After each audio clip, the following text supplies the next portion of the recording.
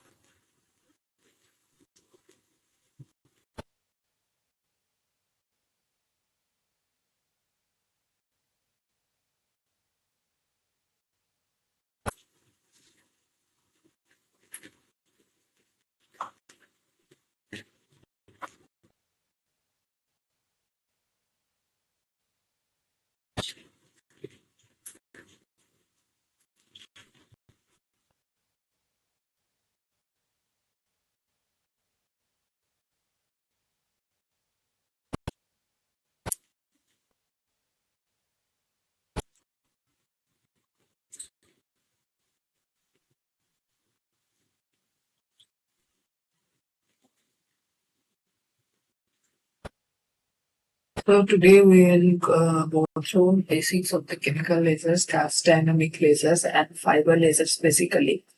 So the invent of chemical laser was thought of because of military reasons.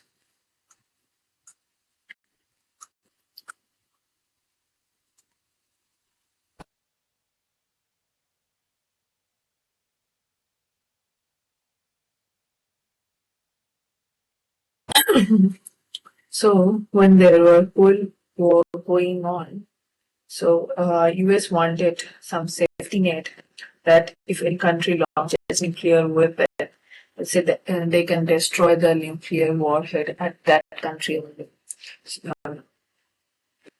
So for that reason, they need like a laser that doesn't require electricity for its operation and capable of delivering a landing of colors intensity not just the most beautiful but so that was the idea. But it took some time and it is not state of the art chemical lasers are not that um, good that if someone launching some people to towards US and US can destroy that in that country only.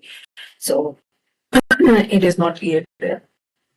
But still the chemical lasers are basically used in military purpose. So here what happened that they are basically gas lasers, but the pumping is made possible using chemical reaction instead of electrical discharge.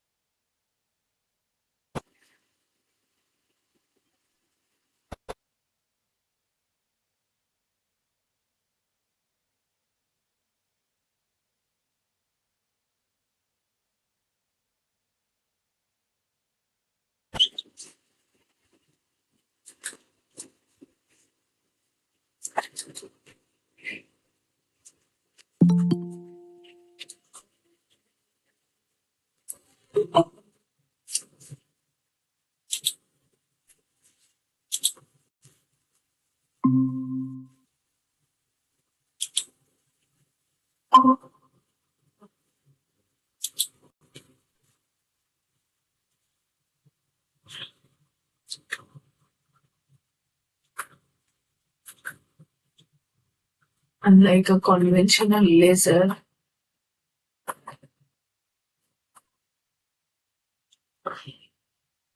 it is powered by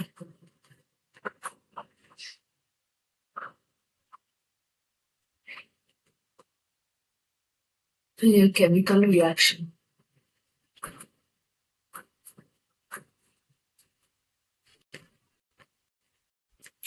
So,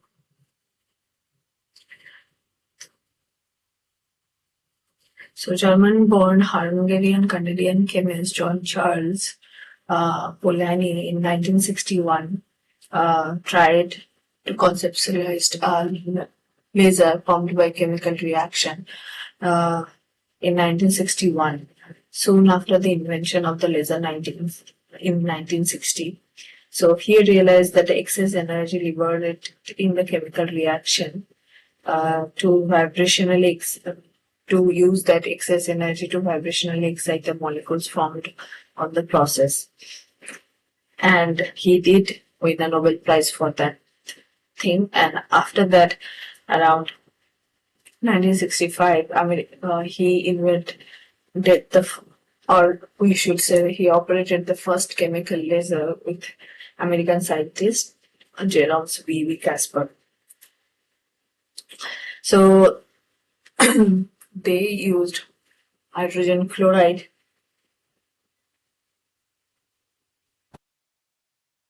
used chemical reaction between hydrogen and chloride with a hydrogen and chlorine with a flash lamp. The reaction yielded hydrogen chloride, and these hydrogen molecules are vibrationally, they reside in vibrationally excited state. So they already establish population inversion automatically. And that's why it was easy to maintain that population inversion. After that, it was the first chemical laser, hydrogen and chlorine, and they got hydrogen chloride, and this hydrogen chloride pump, the excess energy, they access the vibrational energy of this hydrogen chlorine molecule, and they are in an upper state of vibrational energies, and that is how the first chemical laser worked. But after that, there are different kind of chemical lasers there. One is hydrogen fluoride or deuterium fluoride has been used. This hydrogen fluoride is attracted the attention of the military developers, and they are capable of giving power in megawatt range. So what happened in a hydrogen fluoride lasers?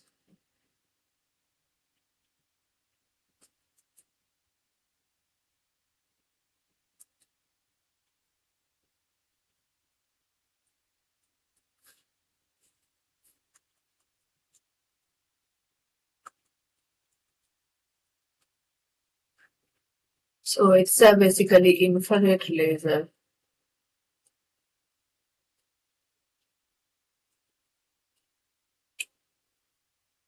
And the lasing originates from the transition between the rotational and vibrational level of the ground electronic state of the molecule, just like a carbon dioxide laser, that the molecule reside in a ground electronic state but different vibrational level. So basically, whenever what happened, that vibrationally excited hydrogen molecules are created, vibrationally excited hydrogen fluid molecules has been created by the chemical reaction of fluorine and hydrogen. So this sign is for chemical excited sign. So this molecule is in vibrationally excited state.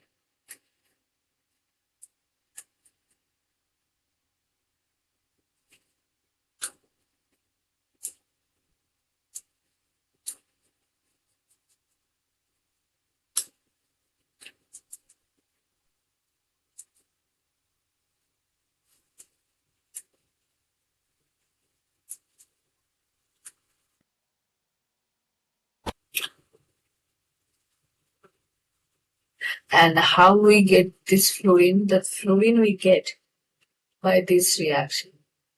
That's SF6 gas when it is being hit by energized electrons present in the discharge. So it gives SF5 plus 1 fluorine plus electron. It is less kinetic. It has now less kinetic energy. That's how it produces fluorine.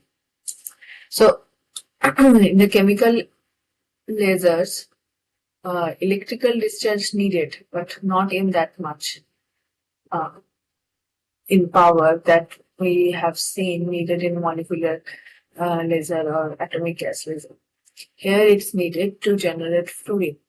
Then the most of the excitation happen chemically, that this lasing specimen, which is a molecule here, is generated in an already excited vibrational state. They are in the ground electronic state, but the vibrational energy state is up, like not, they are not at that ground vibrational level. They are ground electronic level, but within that ground electronic level, they are excited vibrational level. So the first four vibrational level, the population, first vibrational level, nu is equal to 0, and we assume the energy is E naught.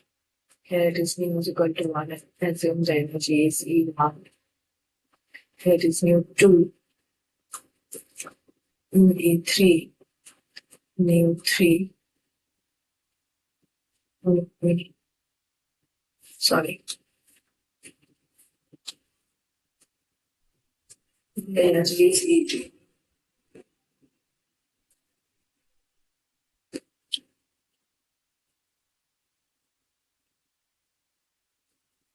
And the population are approximately 3% here, 15% here, 51% in E2, and 31% in E3.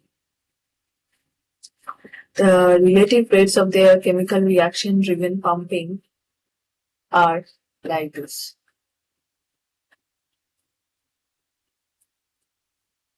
Basically 12, 20, 6:1.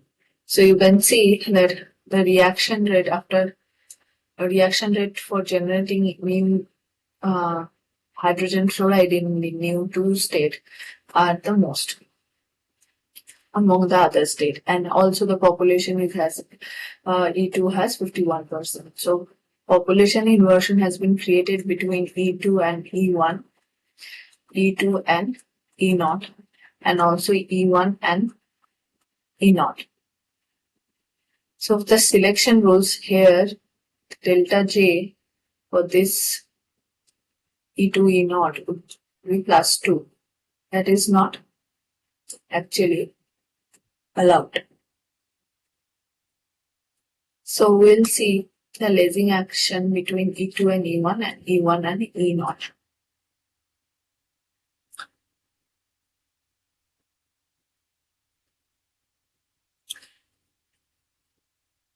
And Remember that each vibrational level is also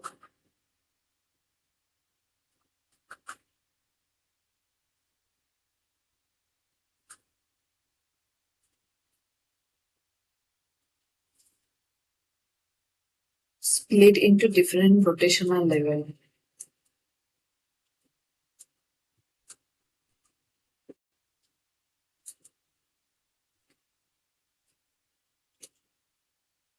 So, due to these reasons that each vibrational level are split into different rotational level, and out of those rotational levels, some rotational level have the moon population. And here also we have established the transition between E2 and E1, and E1 and E0 will be the lasing action. So that means that our tunable laser corresponding to different rotational vibrational transition, and it emits light between 2.6 to 3 micrometer.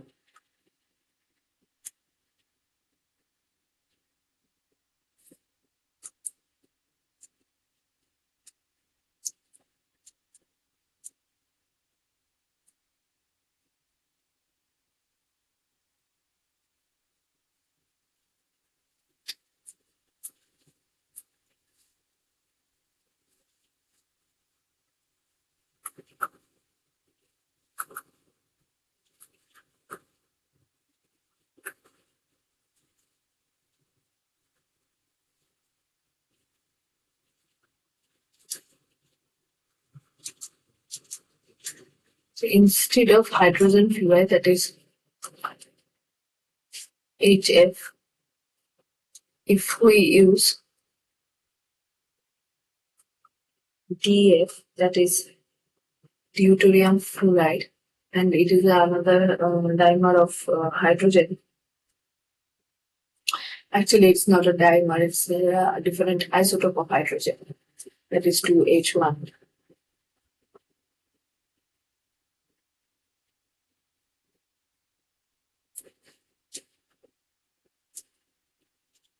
Then we will get the lasing action in between 3.6 micrometer to 4 micrometer. But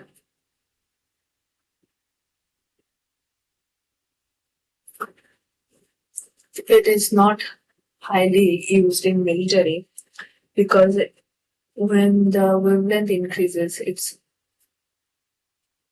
focal spot also increases, focal spot size. So the power, the intensity of the focal spot decreases. So it is not as effective as a hydrogen fluoride chemical laser.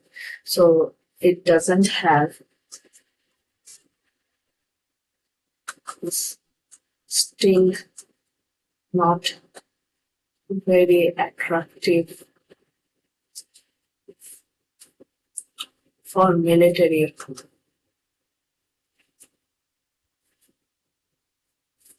application. And the reason is decreased focal spot intensity.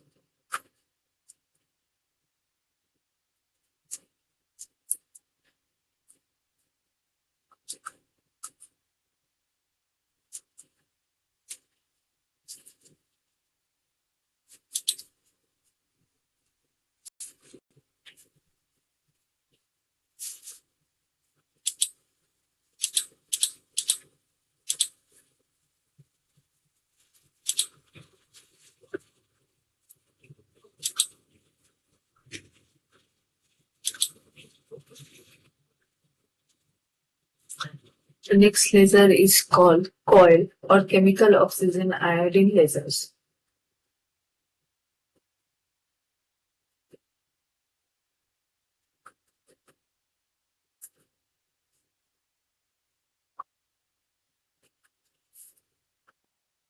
Short form coil.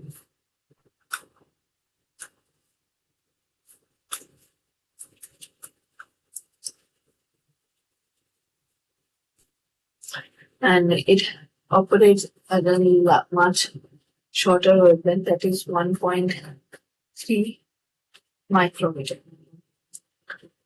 And at jet wavelength, the atmosphere exhibits good transmission. Always you need to also remember that the laser which are being used in atmosphere for the military defense purpose, we need to make sure that this wavelength should not be absorbed by atmosphere at any cost. Then that will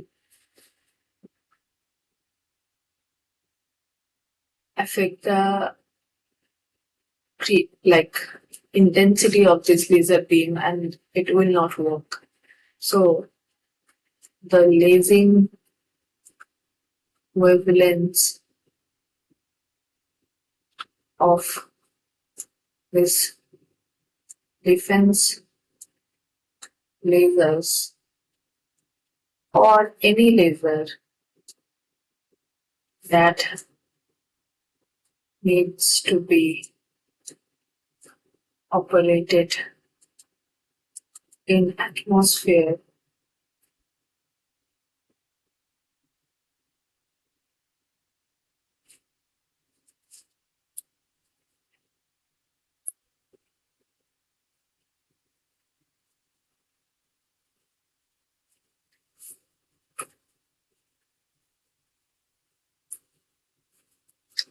has to be such that it has no absorption in atmosphere. In another word,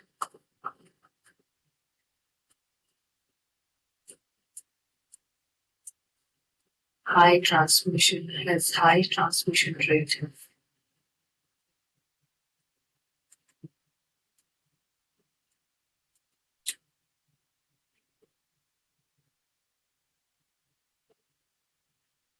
And when it has shorter wavelength,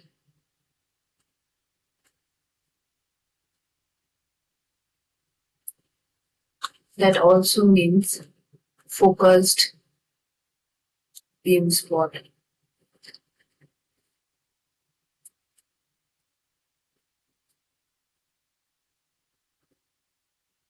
So this coil is more effective in destroying military targets than the longer wavelength of DF laser.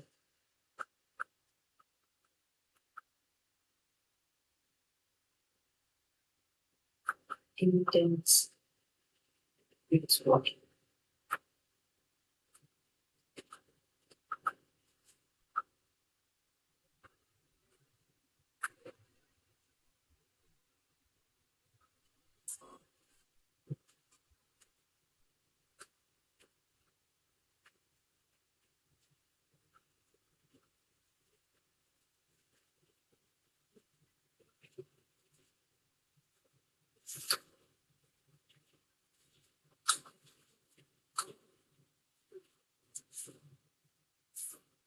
So in this laser, what happened?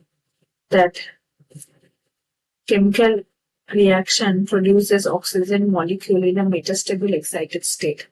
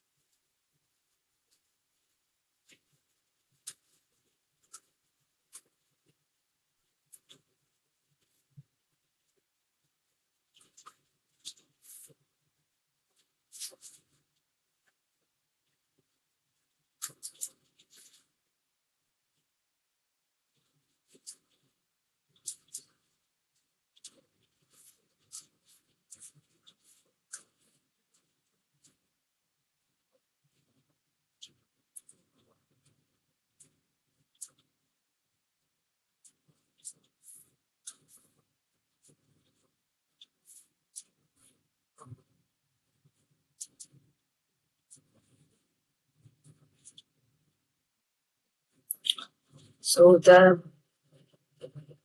in the metastable excited state, they are long-lived excited, long-lived state. So they form the upper lacing level.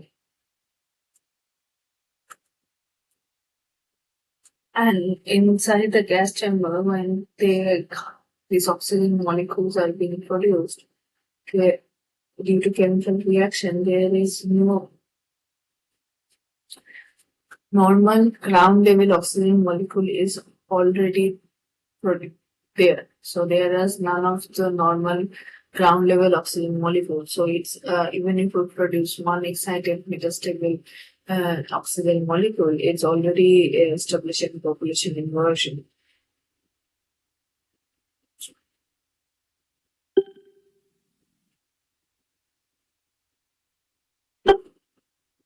So these long-lived excited oxygen molecules subsequently dissociate iodine molecules, producing electrochemically excited iodine atoms, which then, enclosed in a cavity, generate a powerful beam of light. So these oxygen molecules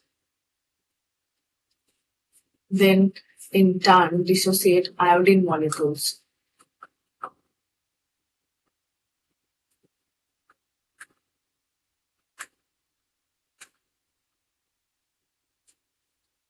And then these excited iodine molecules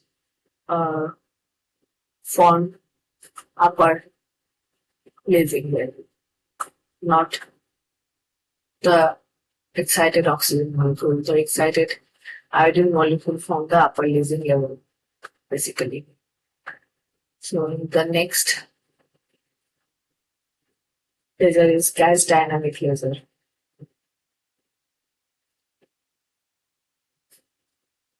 That is different from the chemical laser.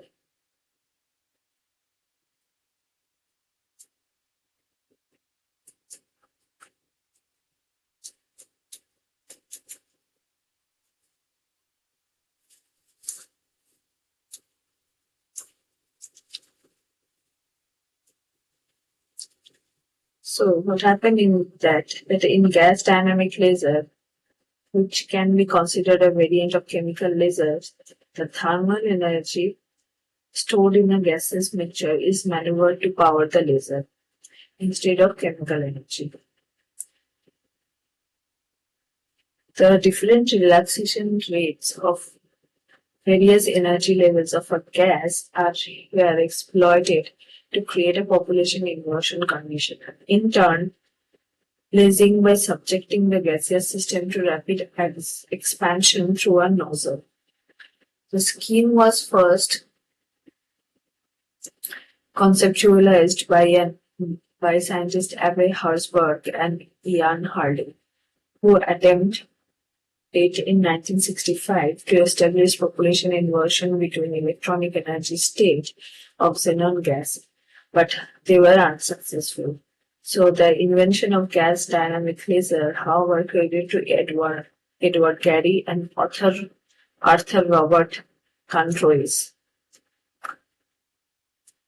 of USA. They succeeded in inverting the population between energy levels of molecular vibration and operated the first gas dynamic carbon dioxide laser in 1966.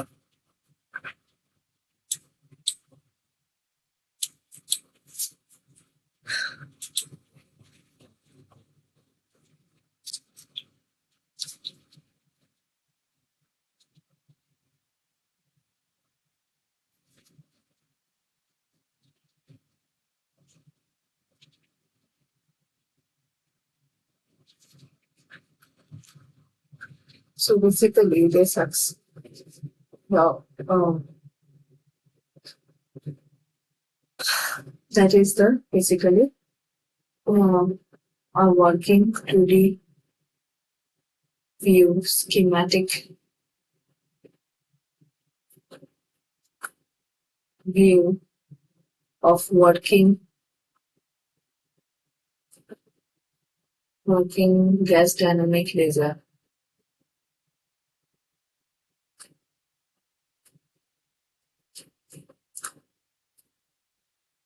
Laser.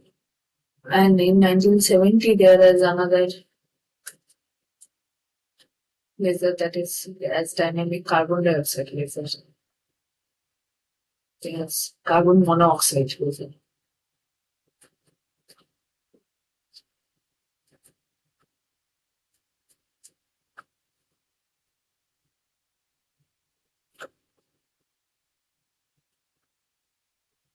And they are capable to generate quasi CW power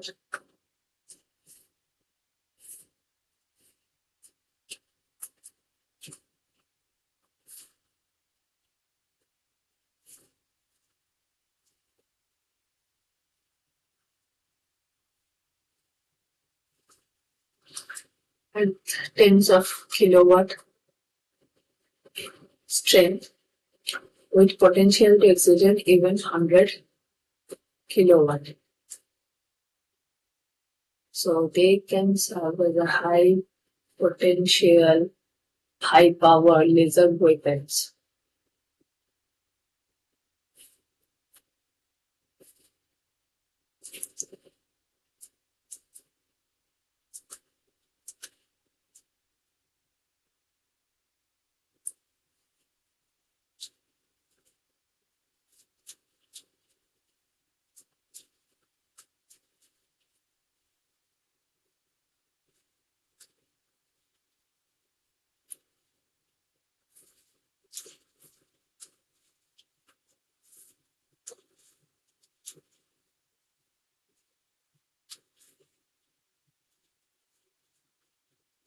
And they are not yet, they have great use in industrial or civil application.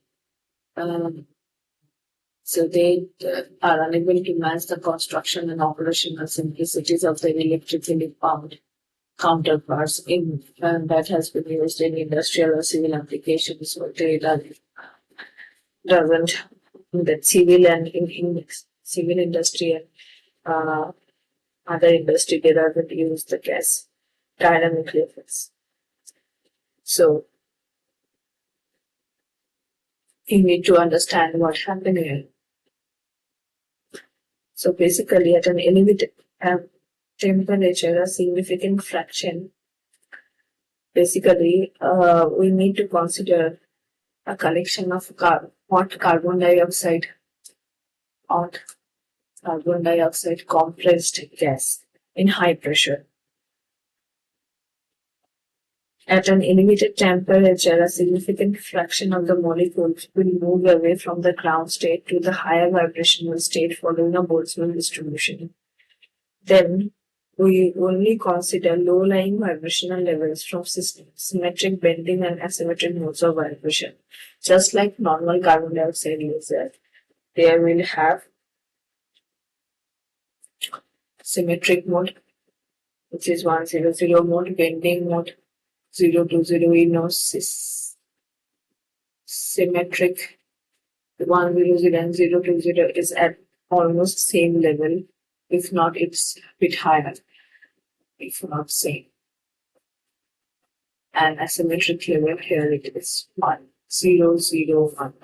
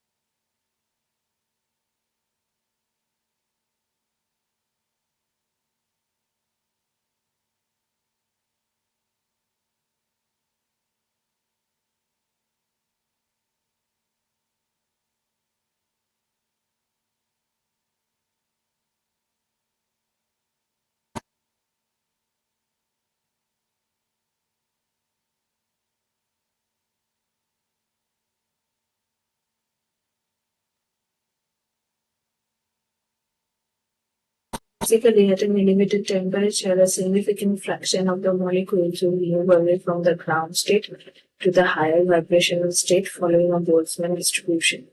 We shall consider only the low-lying vibrational levels from symmetric bending and asymmetric modes of vibrations that participate in the purpose phasing and shown here. The gas being at a thermal equilibrium, the population at the upper laser level 001 will be lower than the population residing on any one of the lower laser level 100 and 020.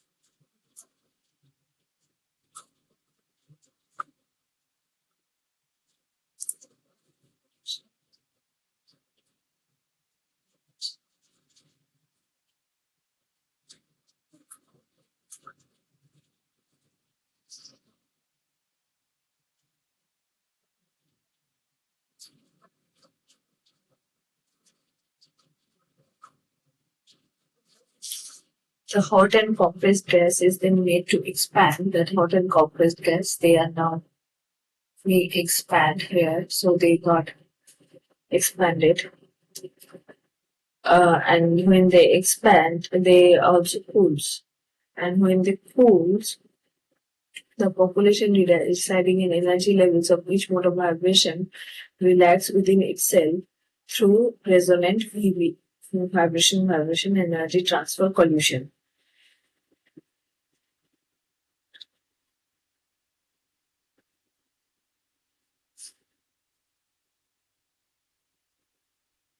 So when the excitation happens, basically the upper laser level, the lower laser levels will depopulate much faster than the upper laser level, and that's how they establish a population inversion.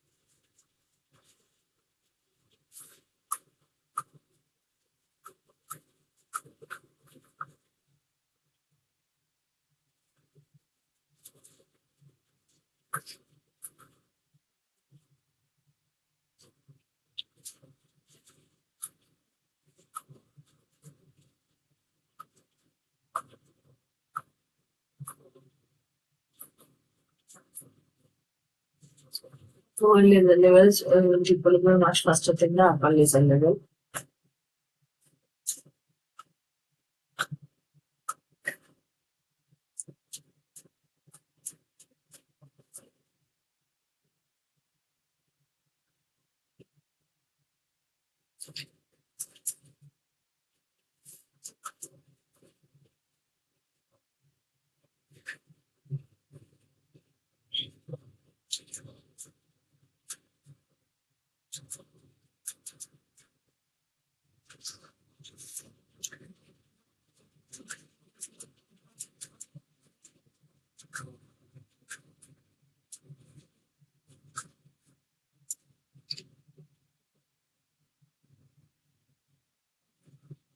So basically, when the gas expands, it cools.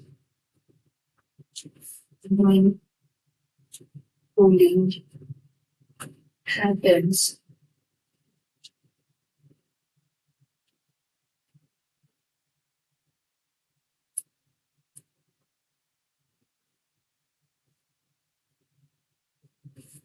carbon dioxide molecules in different vibrational levels also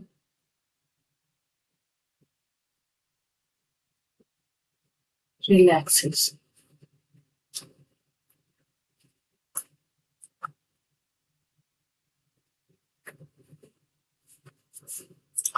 Via PV energy pollution. For examples,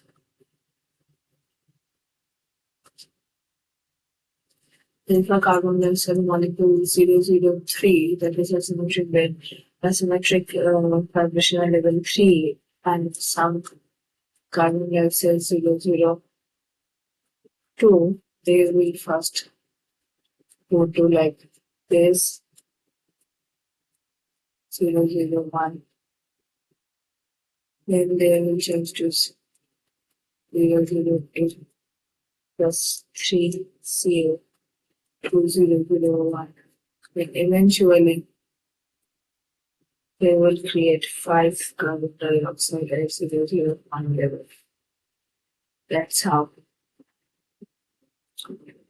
they collide and comes back to the ground level. That PV energy transfer eventually eliminates in 5 carbon dioxide molecule in the first asymmetric vibrational level. Clearly, all the molecules in this asymmetric stretch ladder, regardless of their level of excitation, will, as the gas cools, relax rapidly to the first asymmetric vibrational level. Relaxation of the molecule from here to the ground state will involve transformation of vibrational energy to translational energy, and is an extremely slow process. Similar thing happens when another example, let's at one carbon dioxide molecule at 0.00 level, that one symmetric level, and it collides with a carbon dioxide at ground state level, that will give 2 carbon dioxide at one symmetric band level. Then, for this reason, as I mentioned here, that the other gas levels depopulate much faster than the upper laser level, and that is how population inversion is reached. And when the population inversion is reached, construction of optical cavity transfer to the expanding gas at an appropriate downstream location will make a carbon dioxide dynamical laser operation. That this way the expand or cooling happening, and at the transverse way, that is the back mirror, and this is the palm basically, and this is the front mirror, the lasing action happens. And as we know that nitrogen and helium is important for carbon dioxide laser, same as it is important for carbon dioxide gas dynamic laser.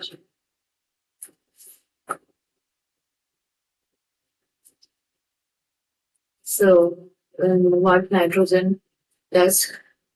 Nitrogen has only one vibrational mode, and when nitrogen goes to the that mode and it collides with ground level carbon dioxide, it goes back to the ground level. Nitrogen goes back to the ground level, but it uplifts the carbon dioxide to 001 level, which is upper laser level.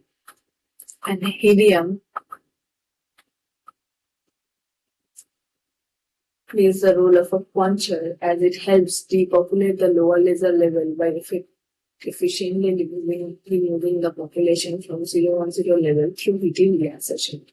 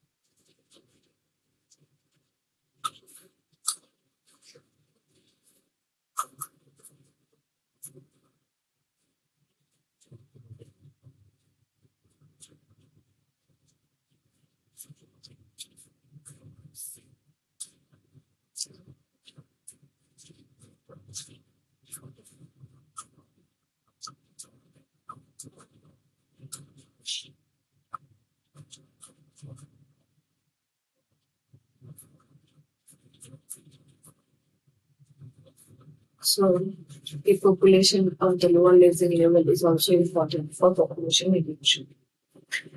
Now, we come to fiber laser.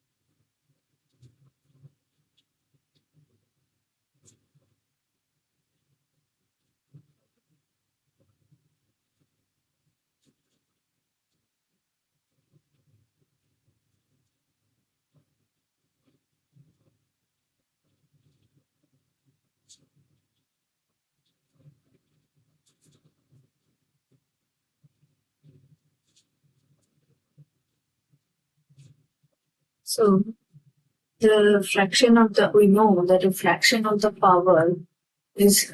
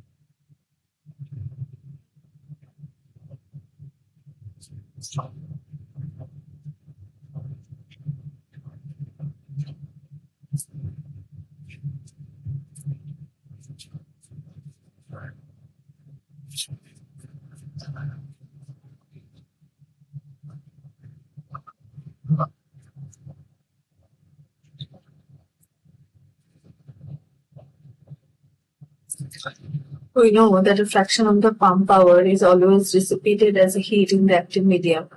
Removal of this heat is challenging task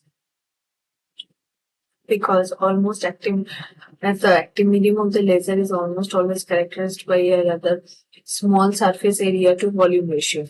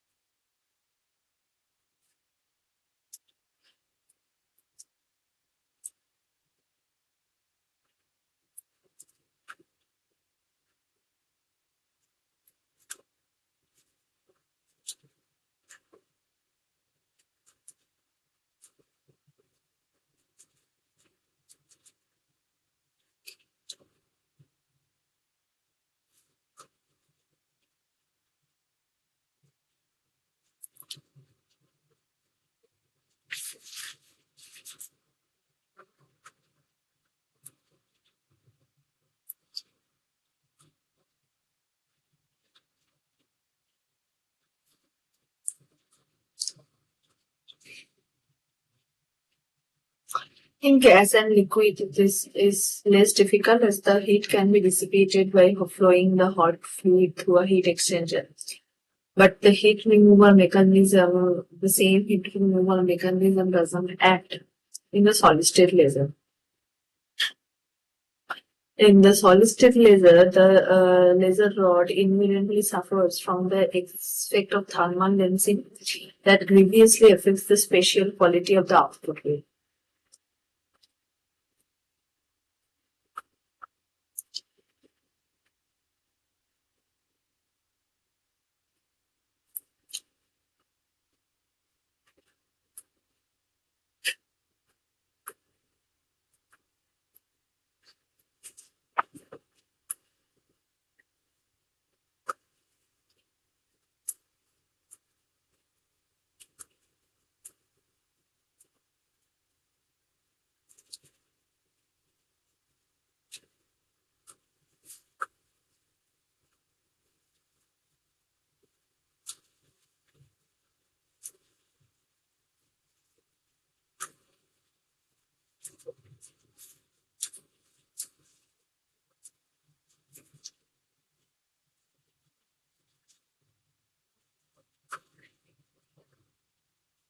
So basically in solid state laser, what happened that light emit from an atom doped glass rod several centimeter in normal solid state laser.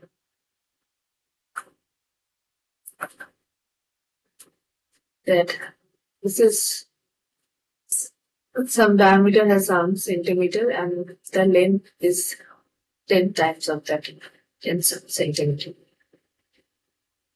That is atom doped glass rod.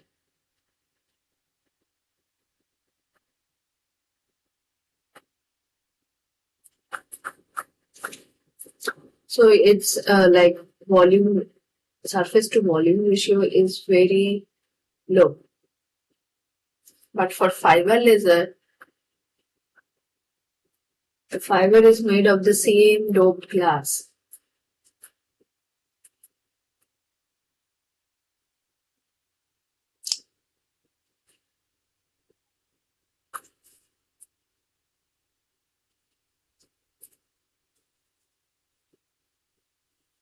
But its diameter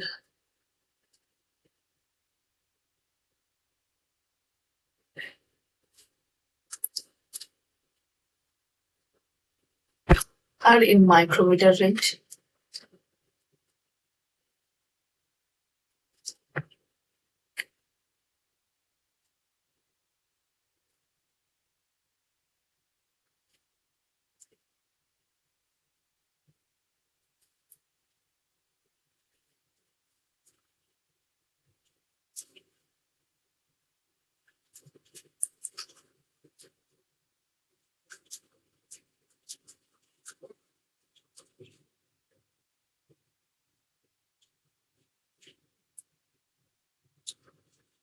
Range and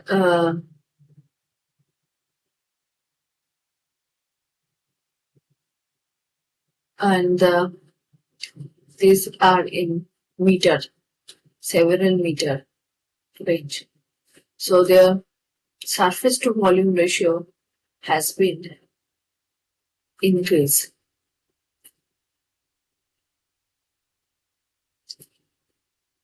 So first fiber laser was invented in the like they tried to invent it in 1961. The American scientist Elias Sneezer, but he tried to optically pump the strand of glass fiber by wrapping it around a flash lamp. However, this method failed, and that causes 30 years delay in the invention of fiber laser.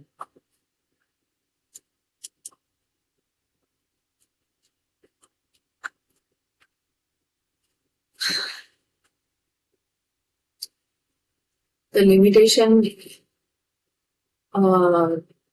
need to be circumfused, and in 1990, when heterostructured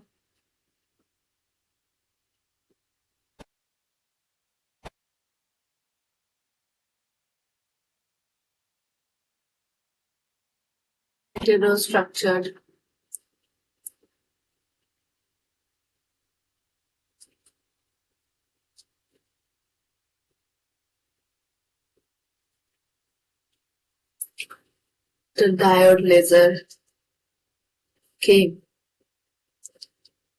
it used as end pumping, allow the end pumping for fiber.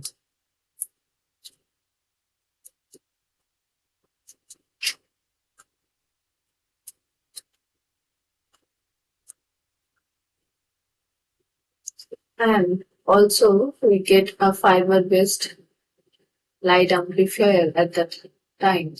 The capability of such an amplifier to directly boost the greatly weakened optical signal that has traveled through a long distance of optical fiber without requiring it to be converted first into electrical signal brought a revolution in fiber optic communication and internet connectivity.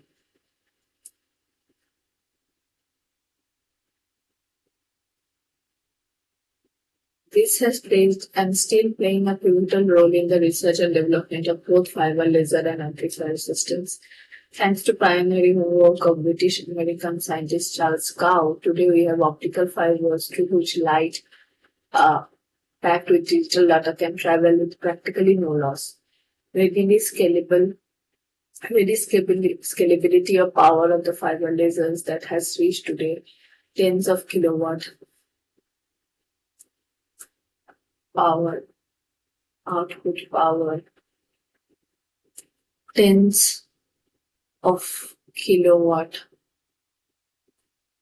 in CW and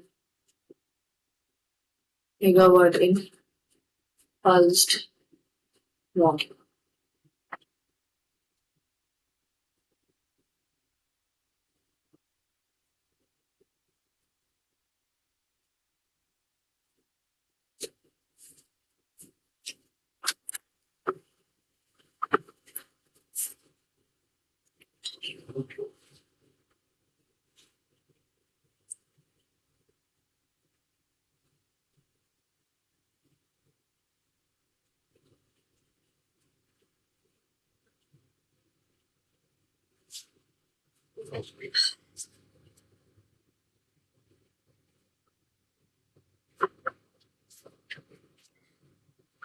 So how light travel in the optical fiber? It is basically total internal inflection.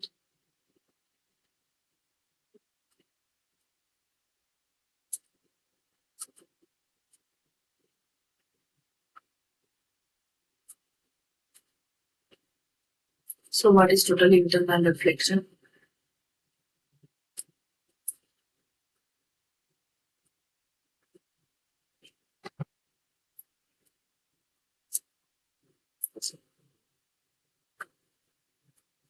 If a light, this is a rarer medium, and this is a denser medium. So when light travels from denser to rarer medium, it goes away from the normal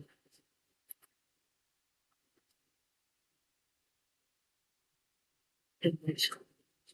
So if it falls at the critical angle, that is theta c, that will go with the surface. But it makes less than critical angle, some of it will reflect, some will get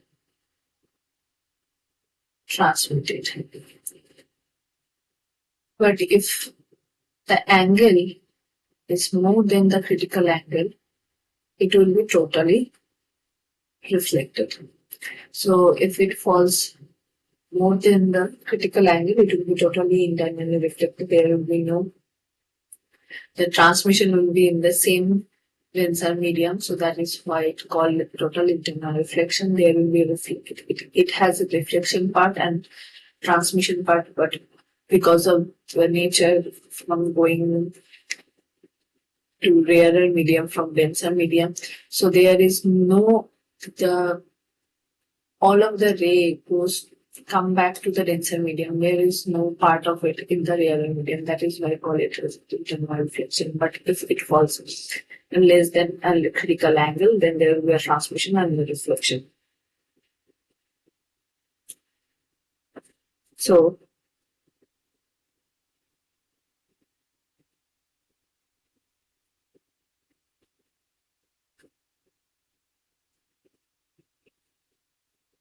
So if we say it is B, it is A, it is C, the rays of light between B and O dash, therefore doesn't lose energy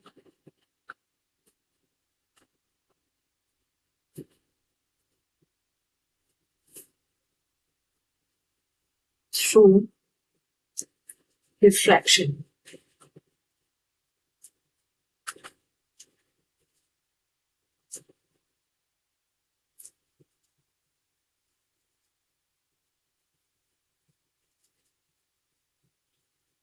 So this is the scheme that has been employed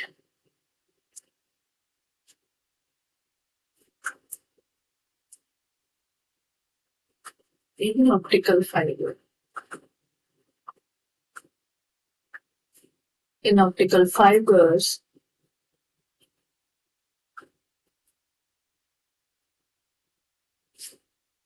there is a core and there is a cladding.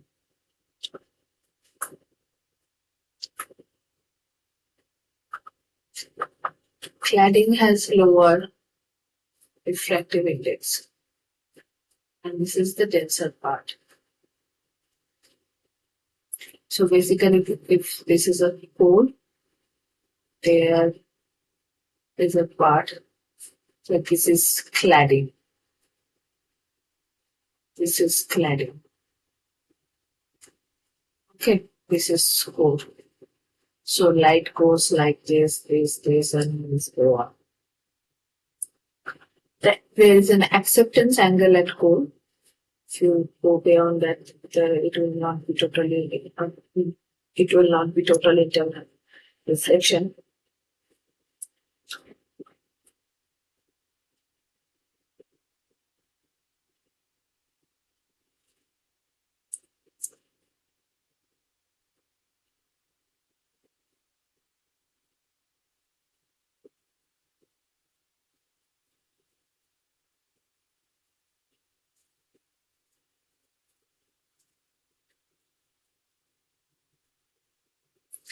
And that sector angle is sine inverse 1 by mu. And how this relationship comes, that's a very simple Snell's, that comes from very simple Snell's law. Internal reflection, basically.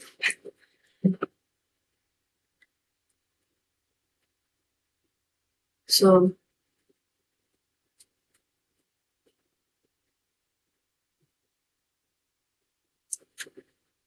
these mu's are basically reflective indexes of core cladding, and this is mu naught is basically reflective index of surrounding media. If it is put in water, then it is water. Not, then it is not.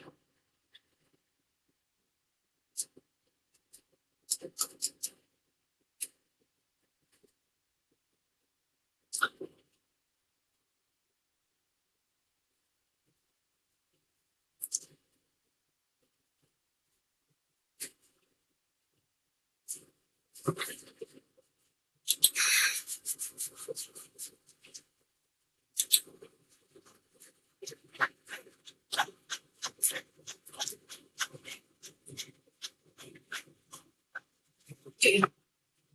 So here you can see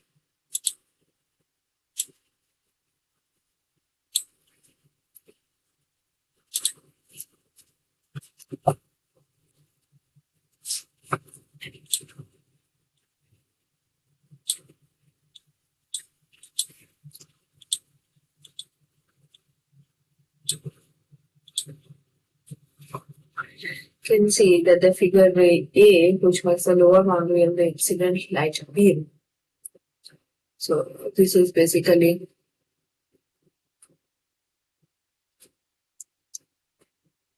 the acceptance angle. This is the lower boundary.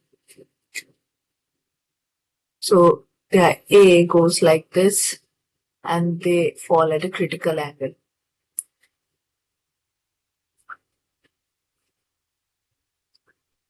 After its refraction into core strikes the interference of the core and sliding at the critical angle of incidence theta c. Although that not explicitly shown, it is easy to visualize that the ray that defines the upper boundary of the beam will strike the core-clad interference as theta c as well, but at the here.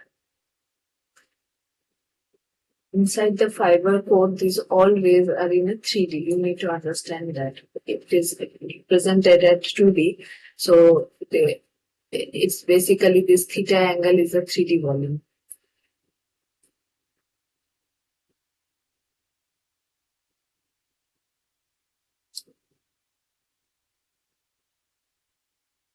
And now, guided by this judicially cladded structure, the input pump beam travels around the fiber core and energetically excites the light-emitting molecules, doping the pure glassy core of the fiber.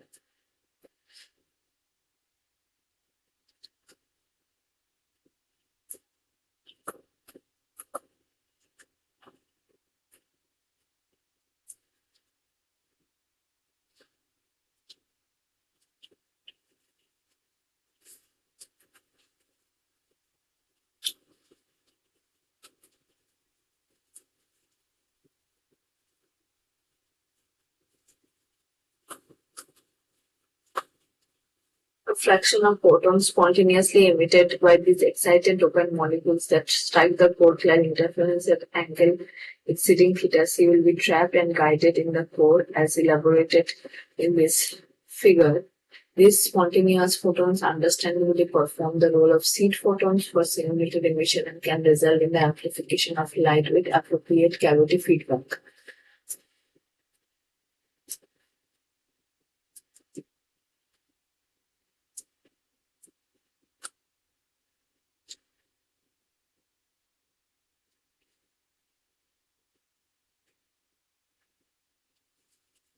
So that was done till this week. Now we will go to some quiz question.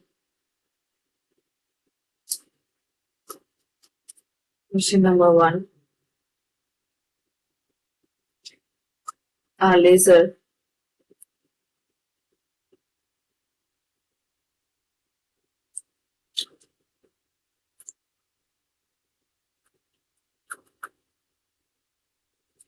whose operation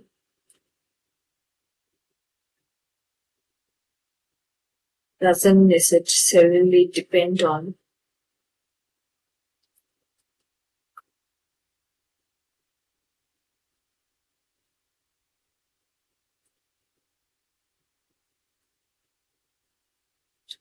electric power consumption.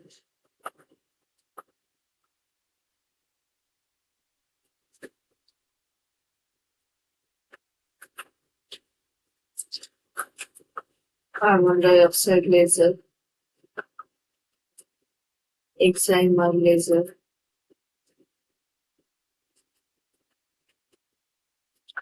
chemical laser,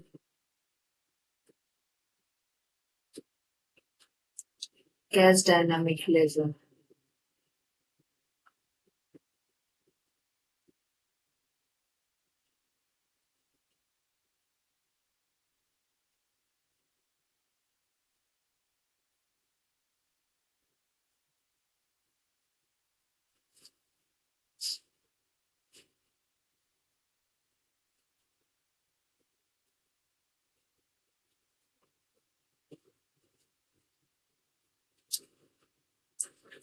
So basically, most lasers need external electrical power either to create a discharge, drive pump source, or run a flash lamp or diode. A chemical laser is different because the pumping energy comes directly from the chemical reaction. That means population inversion is produced by reaction energy rather than necessarily by electrical input. Chemical lasers energy comes from basically chemical reaction. So the answer has to be chemical laser. Question number 2. The vibrational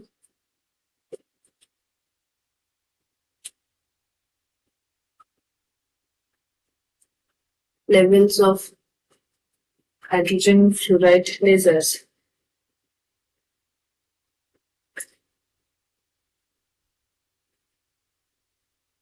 are populated according to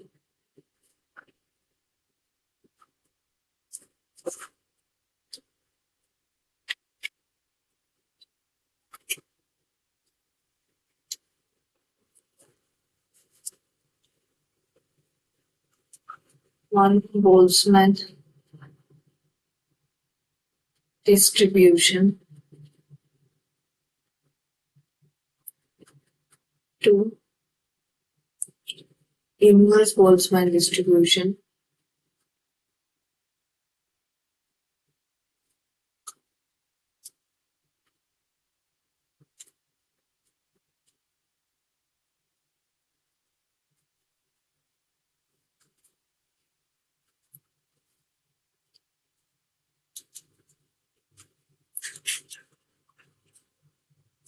3 chemical reaction rate,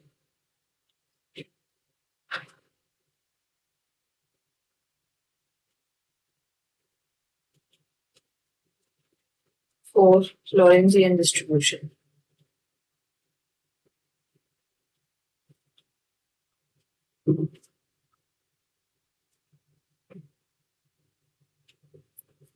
So in hydrogen fluoride chemical laser, the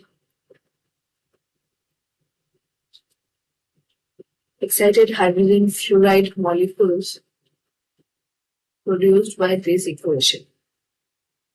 These vibrational populations are not determined mainly by thermal equilibrium or Boltzmann's distribution. They depend on the reaction distribution energy among the product state. Reaction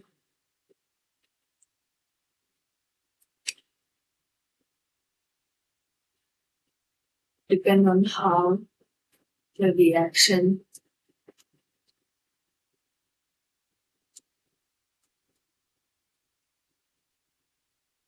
can distribute energy among the product state.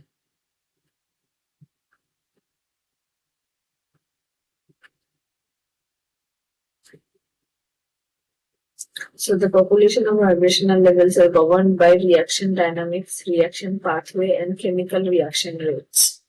So the answer would be that.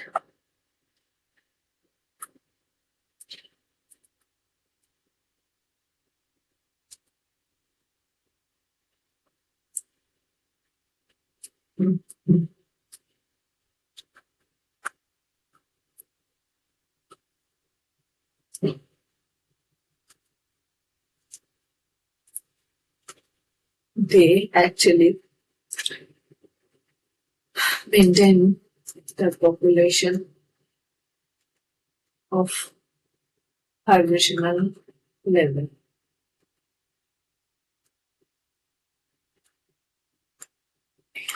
Question number 3. The emission frequency of free running hydrogen fluoride laser can be altered by on increasing pressure to reducing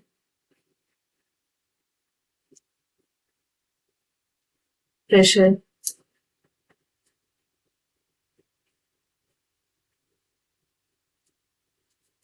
three increasing temperature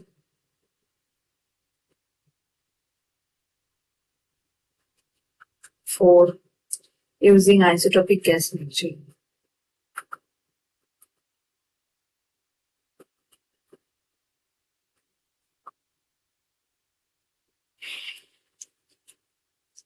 So basically the emission frequency of molecular laser depends on the molecular energy level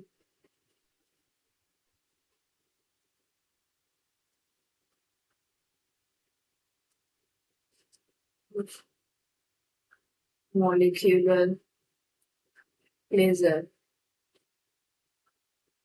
depends on the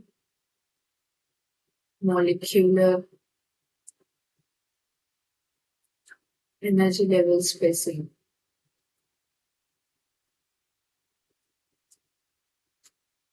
And the vibrational modes we know is proportional to K by mu. Mu is reduced mass, K is force constant.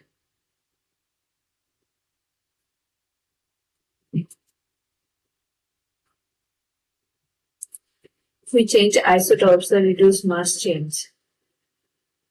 Increasing pressure, reducing pressure, increasing temperature doesn't change the same thing. So replacing mu needs to be changed to change mu. For that, replacing one isotope by another do the work. So the answer is using isotope gas mixture. Question 4. Which chemical laser is more attractive for military applications?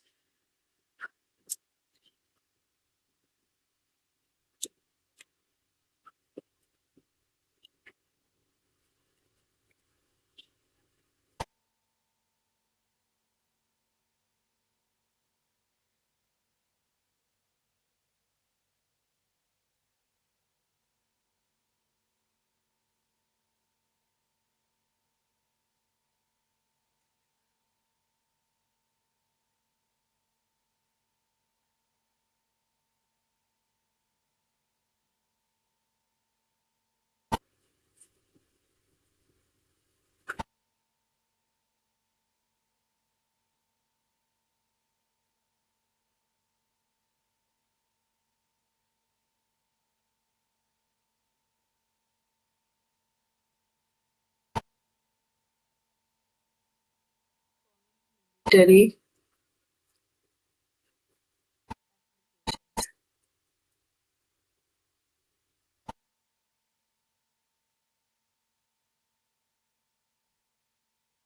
option A is hydrogen fluoride laser, while 3 is DF laser, 4 is both A and C actually, sorry. So here it would be both 1 and 3. So we know that DF laser that its intense beam spot has been increased. Coil, so the intensity decreases. So the coil has shorter wavelength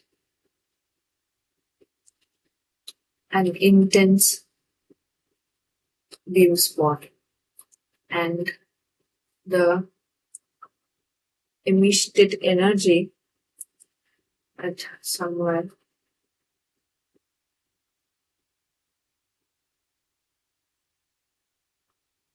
1.3 micrometer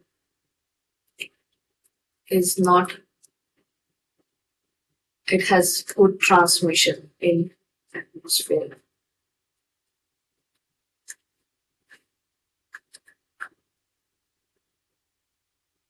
So the correct answer is shooting coil. Question 5 is, in a gas dynamic laser, population inversion occurs in hot gas, rapidly cool gas, slowly cool gas,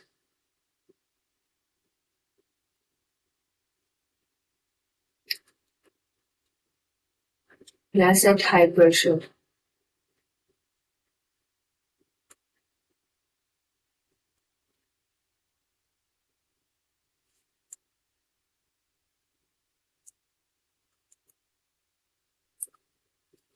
So basically we know that how this gas dynamic laser works. First heating a gas to a very high temperature. So the vibrational modes are very excited and they are in a compressed area. Then the gas is expanded rapidly through a nozzle.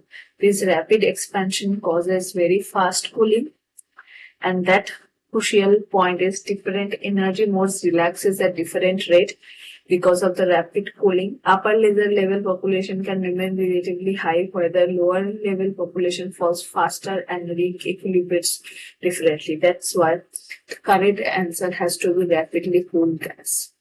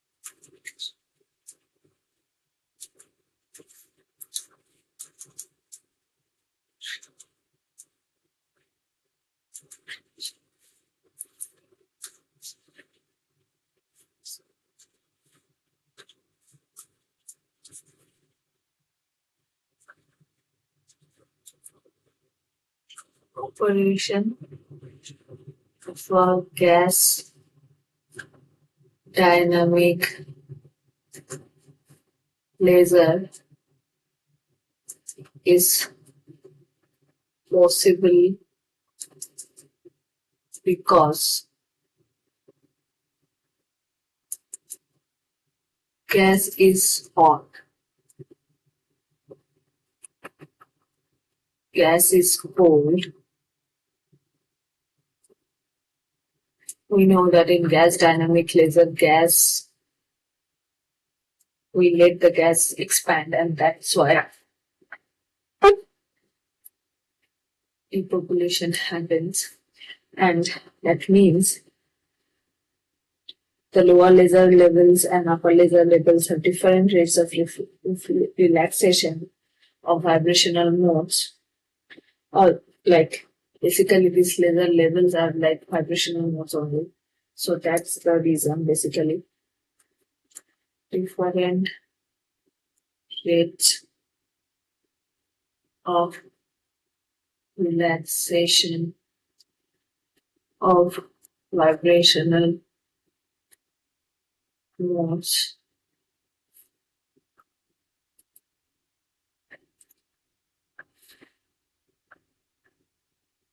before the uniform cooling of gas due to expansion.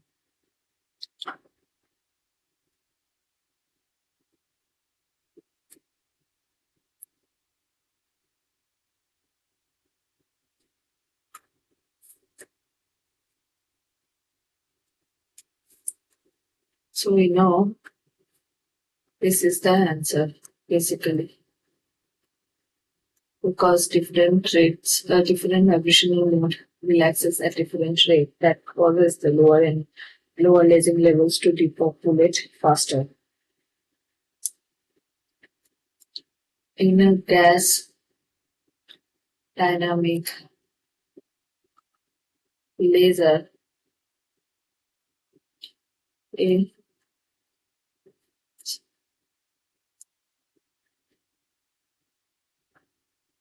upper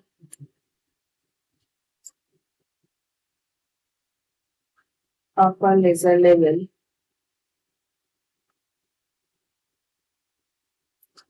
depopulates faster. Just also we know that lower laser level depopulates faster. We know this is the right answer, but let us go through all the options. Both levels depopulates faster. Both is none of the above.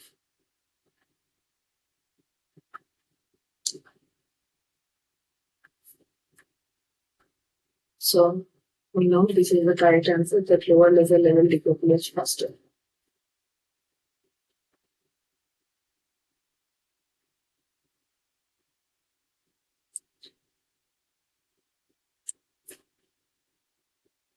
The power extraction capability from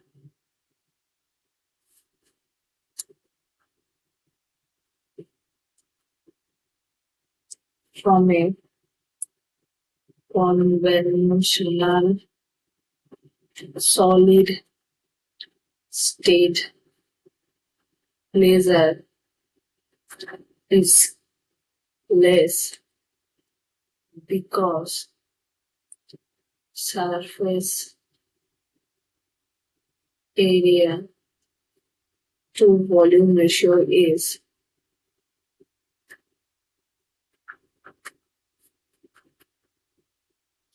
small,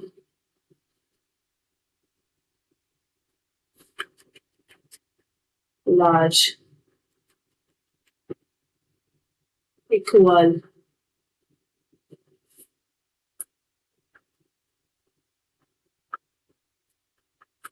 independent of the expect.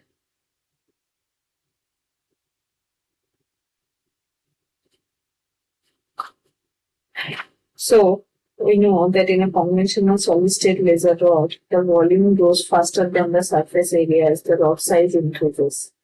This small surface area to volume ratio means his heat removal is less efficient. Thermal gradients become larger.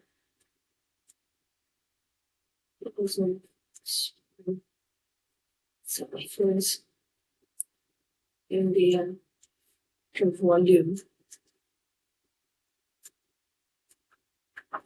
heat removal is less efficient.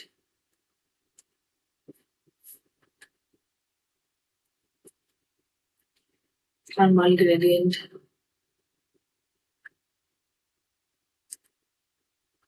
became larger. See, thermal lensing and stress increases. The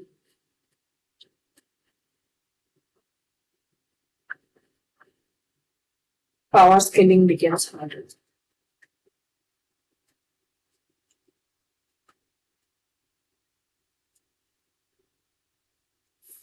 So we know this is small, that is why all the problem is. Question number 9.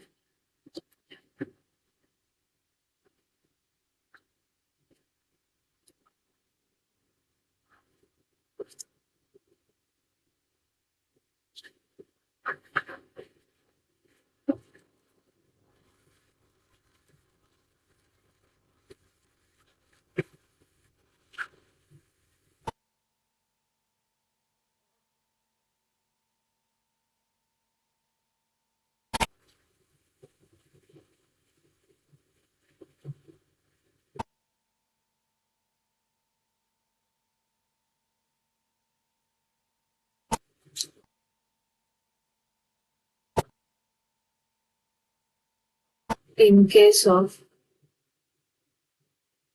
excimer laser,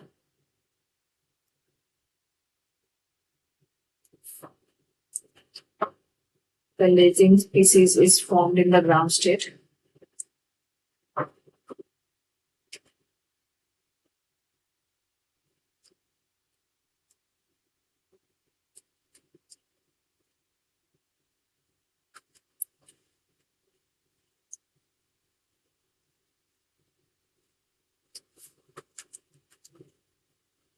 The lasing species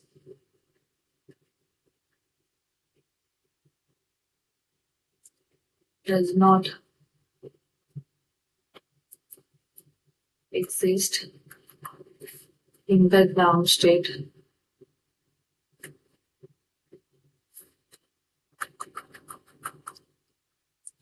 The lasing species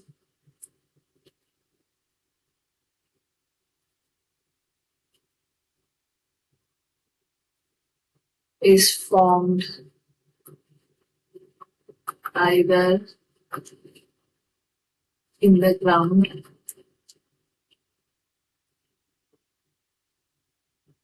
or the excited state.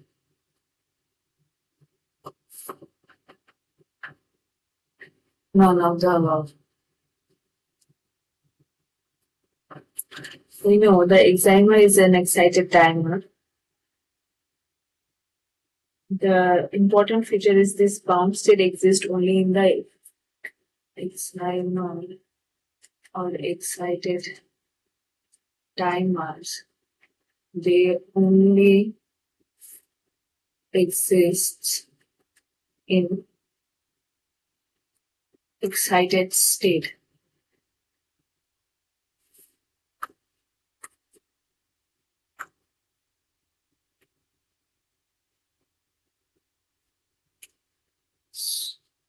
And as their is no ground state. In the ground state, they are ground state. They are basically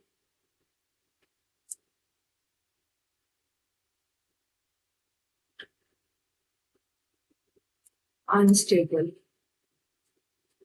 So in the ground state, there is no population. Only excited state, they are stable and they form the upper racing level. So the correct answer is the racing species doesn't exist in the ground state. Question number 10. Population inversion in an X not laser originates from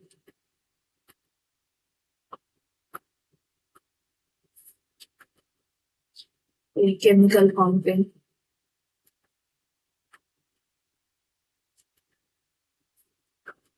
doing electrical pumping, steam, gas dynamic pumping,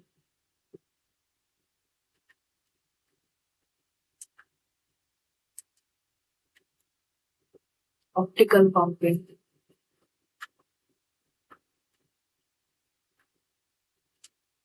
So excimer lasers are typically pumped by electrical discharge.